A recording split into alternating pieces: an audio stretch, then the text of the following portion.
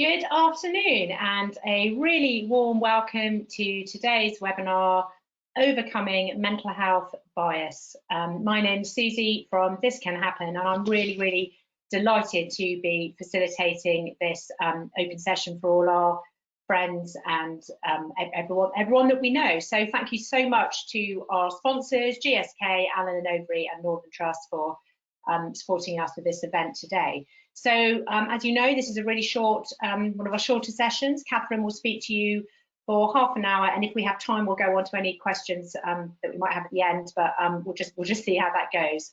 And this session is being recorded, so you should receive a copy of it by email in the next 24 hours. Okay, so thank you very much, and without further ado, it gives me great pleasure to hand over to our guest speaker today, Catherine Hamilton.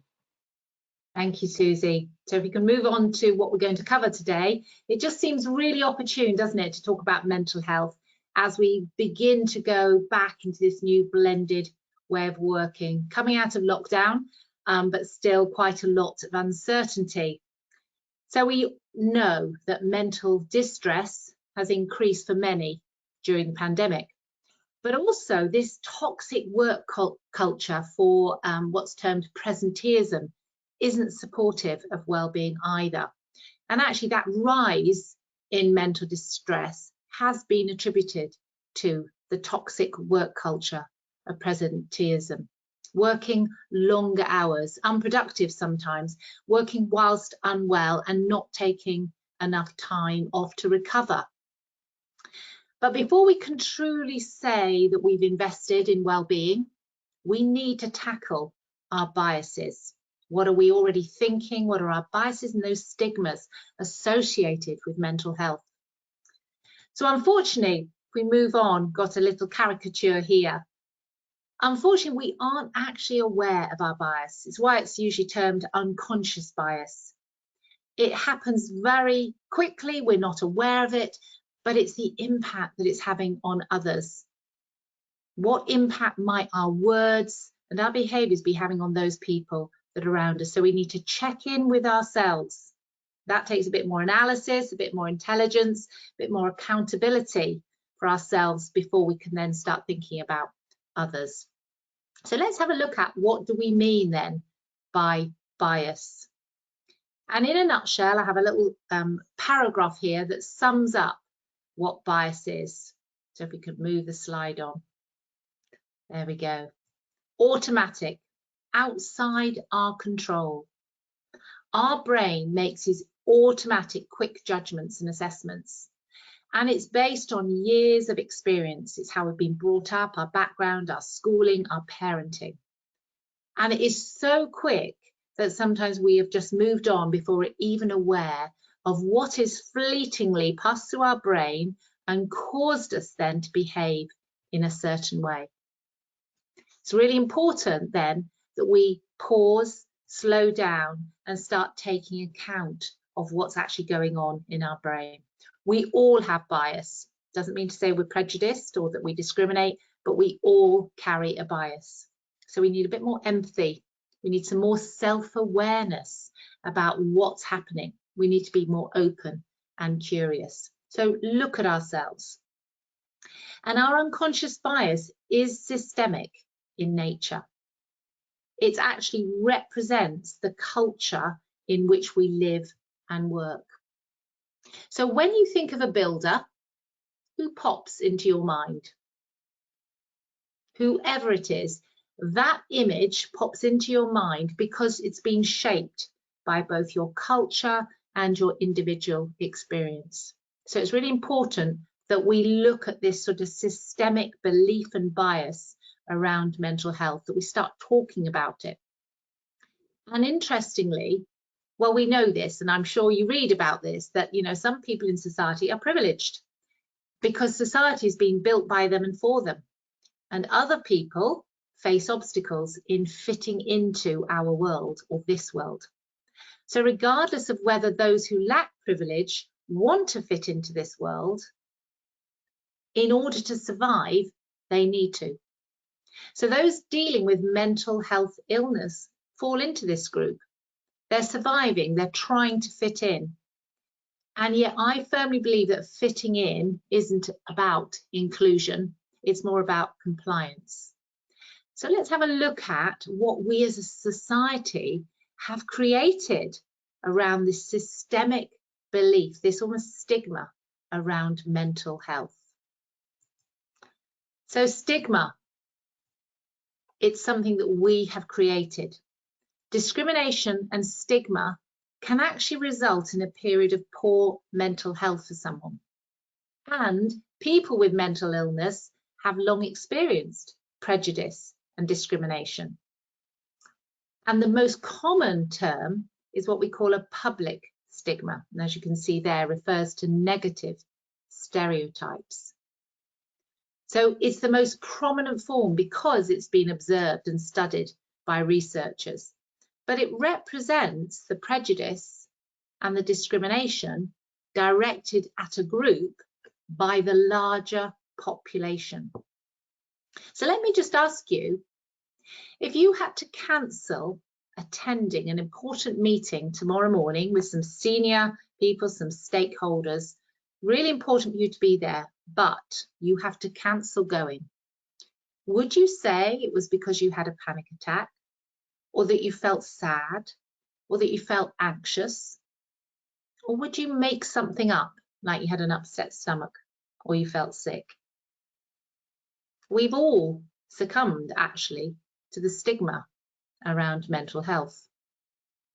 Self-stigma, on the other hand, so if we bring up the next definition, self-stigma occurs when people internalize these public attitudes and then suffer numerous negative consequences as a result.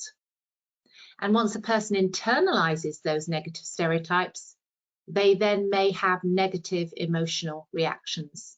Might be low self-esteem or poor self-efficacy. And that can sometimes then lead to what we refer to as imposter syndrome. So let's have a look at that, how that plays out. So if we can just show the diagram now, Susie. So here, if the awareness that's around is that the public believes people with mental illness are weak, then we agree that. And I'm just using that as an example. It could be another definition. Then it's applied to the individual. They take it on board. They apply it. So therefore, I must be. They then start noticing also when they are feeling in that way. And then that self-limiting belief comes. So that internal bias, that internal self-talk kicks in. And then why bother?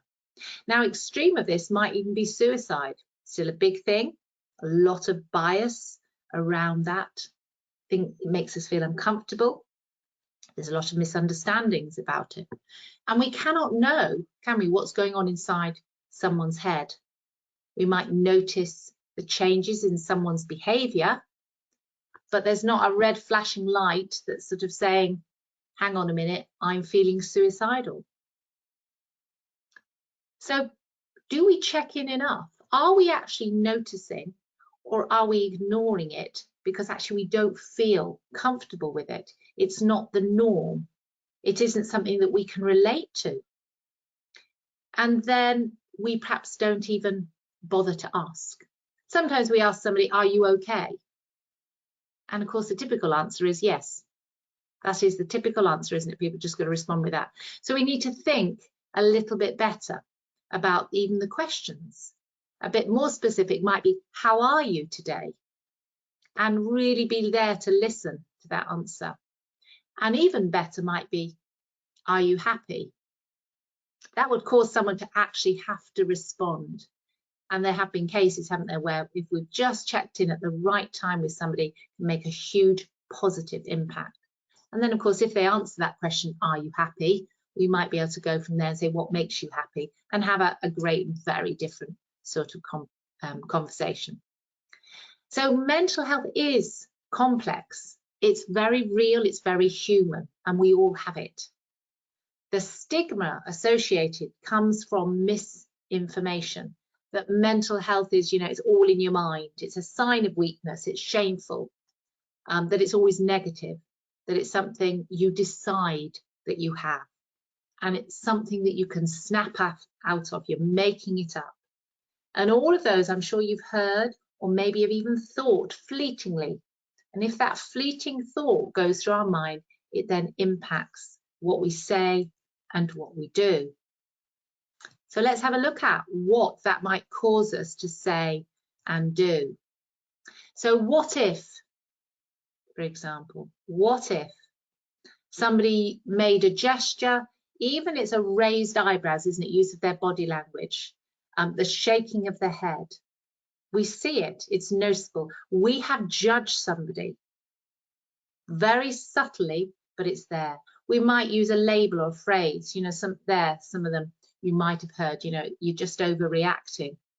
They're mad, they're crazy, they're off their head. All of those throwaway comments, have we ever really thought about what the impact might be on somebody else? And those words and those body language gestures come from what our bias is internally, how we are thinking about someone's mental health. And usually it's their mental distress or their mental health illness. They're in a more negative state. So let's have a look at some of these biases. And I just want to cover a few of them that are really prominent that we can each be thinking about. So the first one is affinity bias.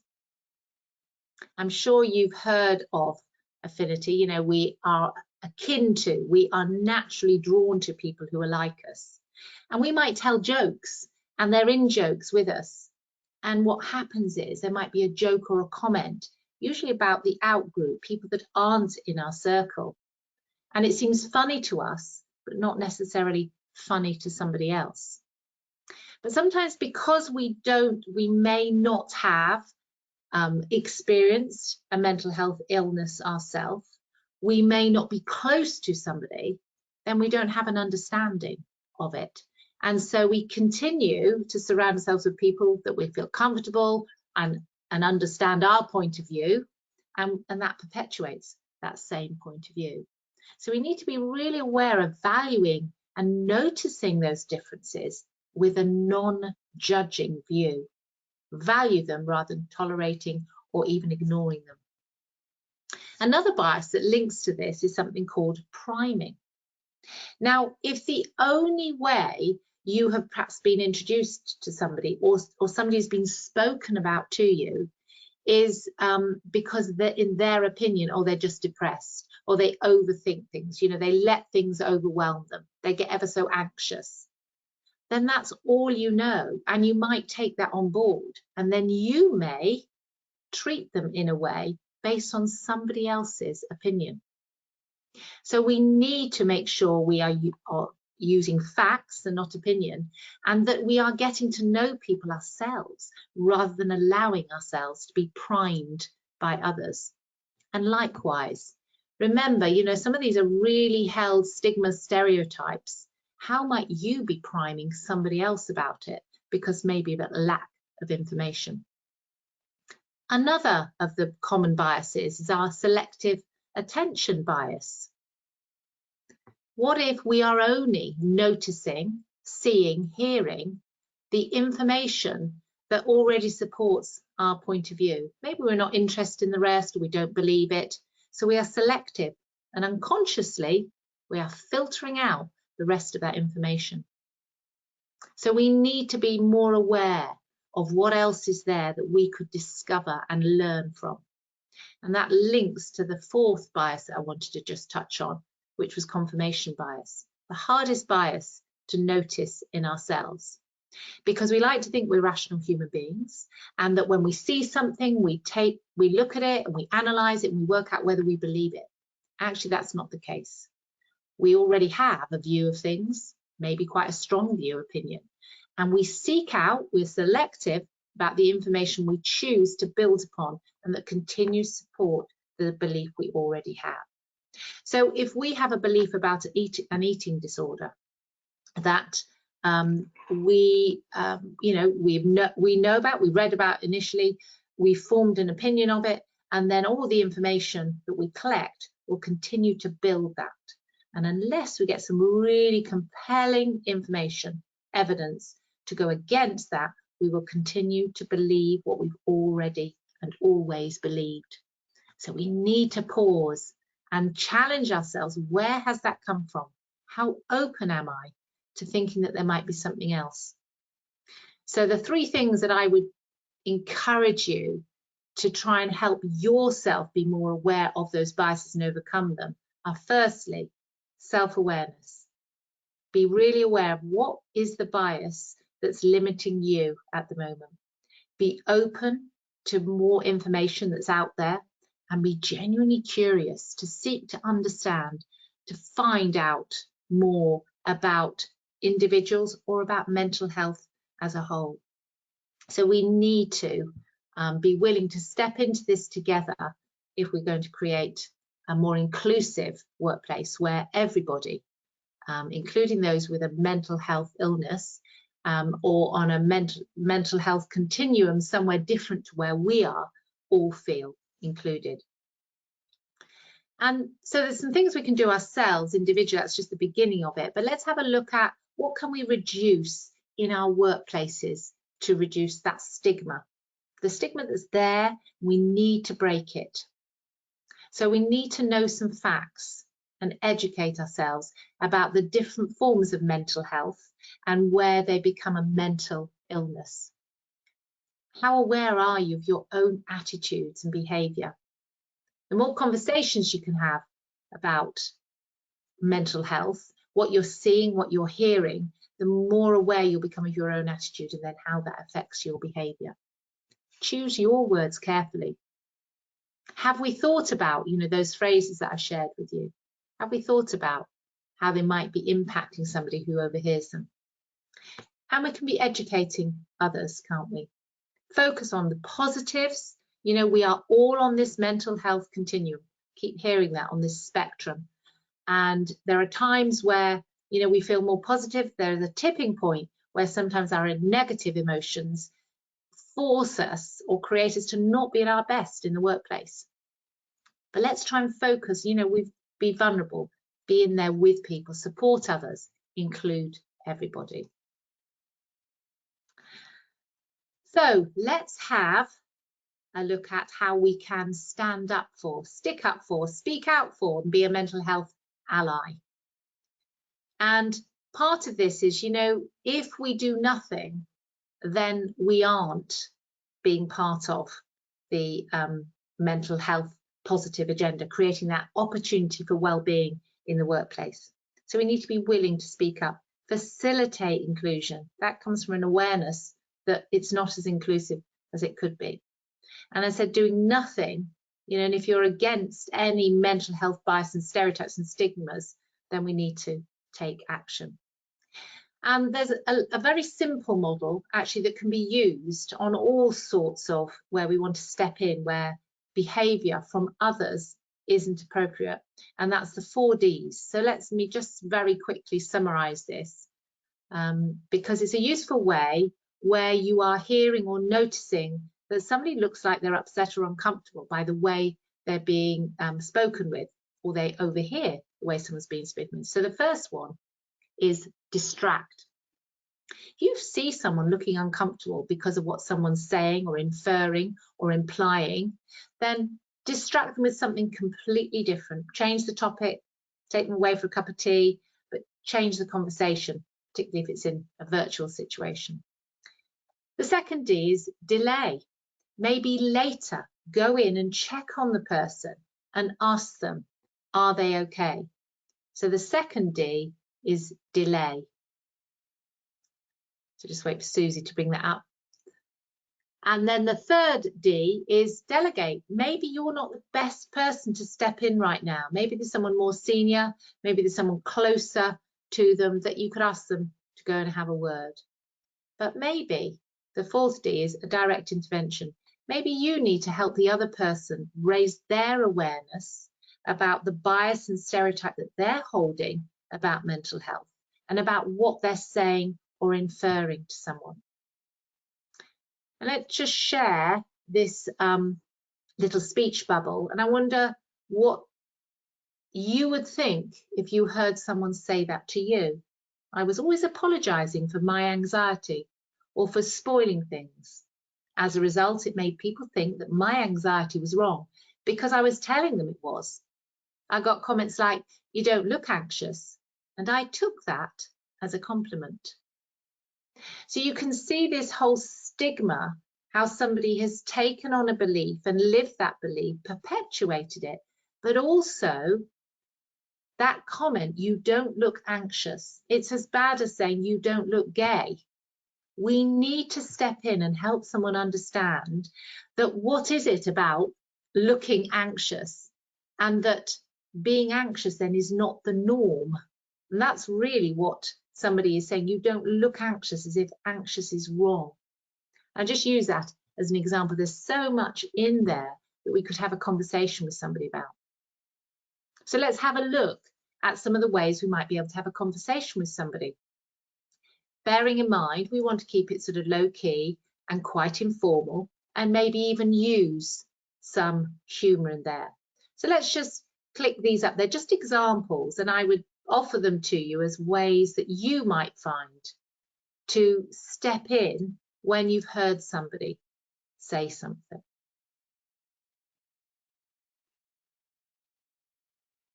So they're really useful when we can pick up on what we call microaggressions, the real slights, the throwaway comments that might infer someone's mental health is wrong and shameful.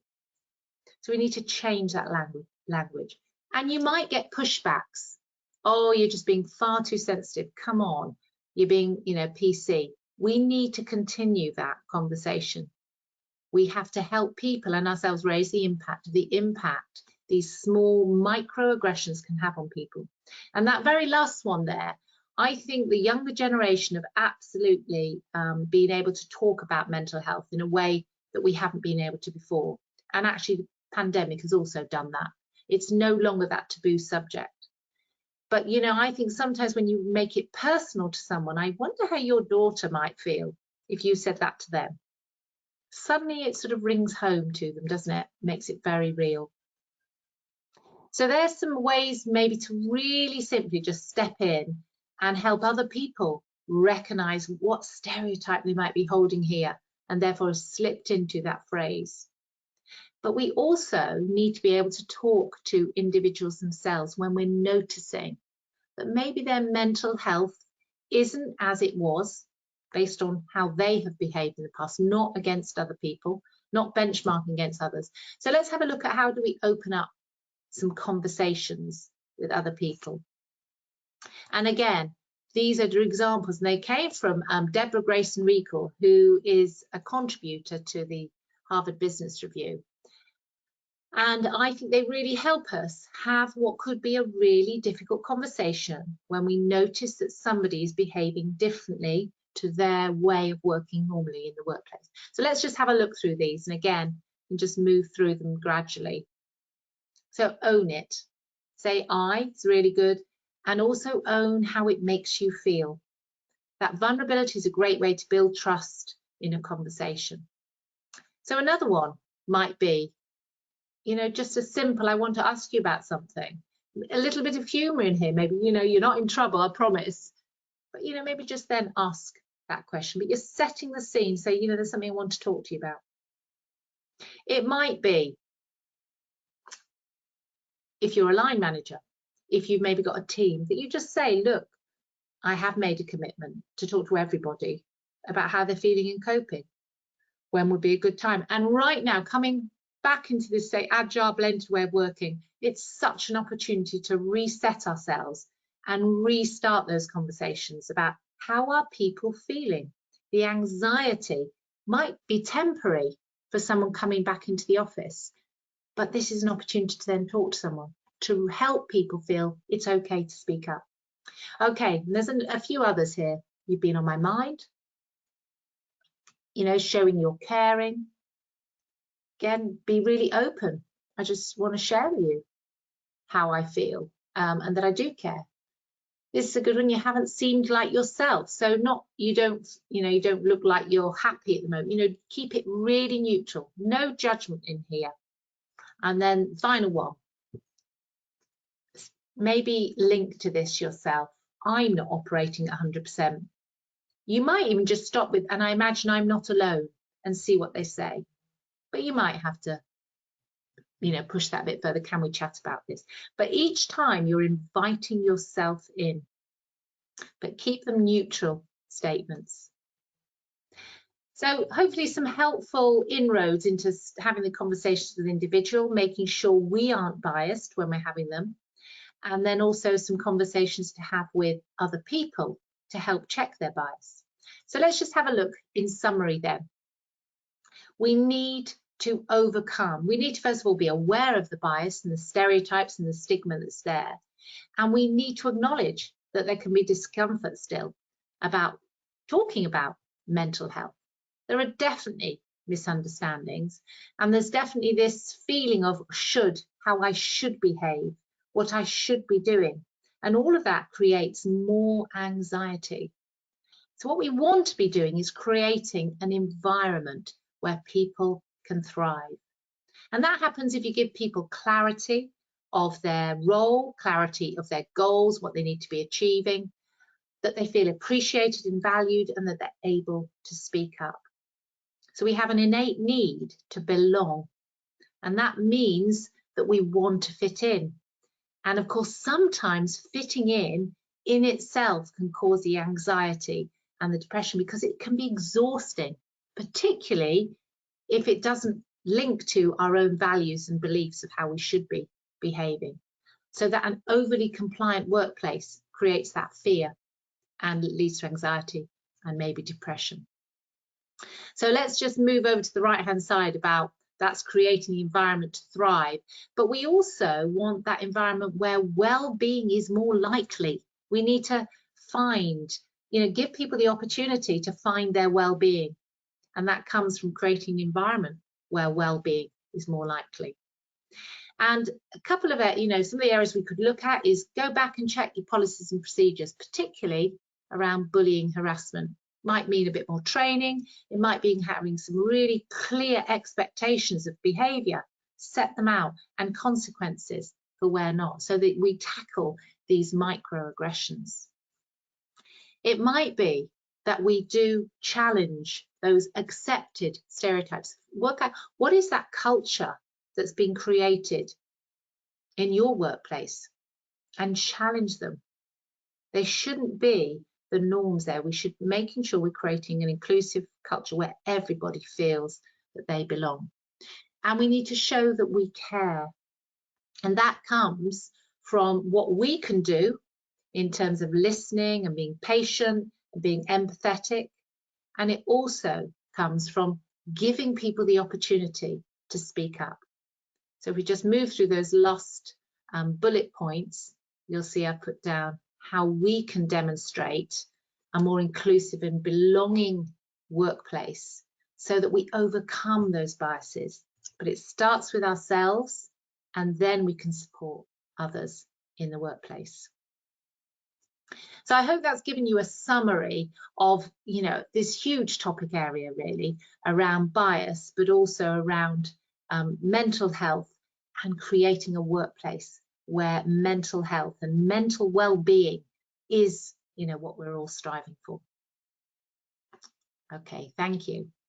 Thank you so much, Catherine. That was really, really insightful and practical and helpful. I know we're only meant to be half an hour, but we've had a few questions come in. So do you want to maybe take a couple before we go? Okay. Here's a good one. Why are people afraid to deny having bias if it is factual that everyone has bias, do you think? Okay, I think there is a fear on this because none of us want to think that we have discriminated or we've been prejudiced against. We don't want to know what we don't know. Might be it's our blind spot. So when we find out, it can be a shock or a surprise. It's like getting feedback that we didn't expect. We wouldn't want to know. So it's easier to resist it and say, oh, unconscious bias, it's a load of nonsense. Who needs it? I'm fine where I am. It's usually people who have a very low self-awareness that would say that and are most in need of understanding what they do and how they do it and the impact they're having on other people. So sometimes we need to have our way in to be able to say, can we have a conversation about some of those comments that you're making? And we might not use the term bias. Again, we might just use some of those phrases there that I demonstrated to help have that conversation. Thanks, Catherine. Here's one about priming. Surely being primed can be helpful if the information is fact rather than opinion. It's sometimes helpful to know if someone is struggling with their mental health, so you can be mindful of this when interacting with them. I agree, and I think that was the key there. If they're facts, not opinion.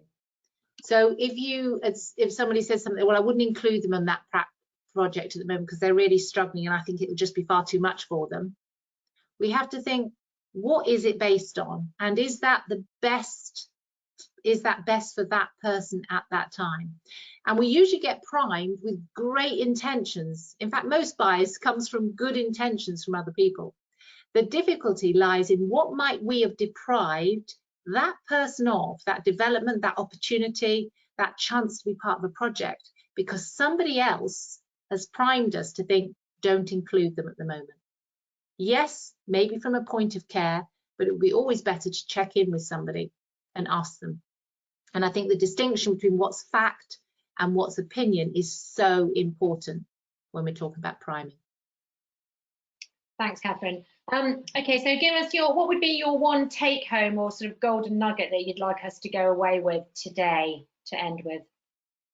I would say every time you are having a conversation with somebody and it's with somebody who's talking about mental health, or there's a conversation going on about mental health, pause before you open your mouth and try and notice what's really what is your self-talk saying? What are you feeling about what's happening? And check, where is that coming from? Is it real? Do I actually know that? Or is it based on just a feeling, something I've picked up? We have to sort of really start tuning into ourselves far more and listen to our self-talk. Otherwise, we too quickly make those snap decisions and judgments that can often be wrong and biased. Thank you so much, Catherine, and thank you all for joining us today. Just to say that this is the first in our Skills for the Future series, and we've got another one on empathy on the 1st of July if you're interested. A lot of you have asked about today's webinar. It has been recorded and you will receive a copy of it with the slides and Catherine's wise words tomorrow by email. And then finally, just to say that a brief questionnaire should pop up on your screen when we finish today's webinar. We'd be really grateful if you wouldn't mind just filling it in. But that's all it is from Catherine and I. Thank you for joining us. Thank you, Catherine. Enjoy the rest of your afternoon. I'm now going to end the webinar. Bye, everybody. Thank you.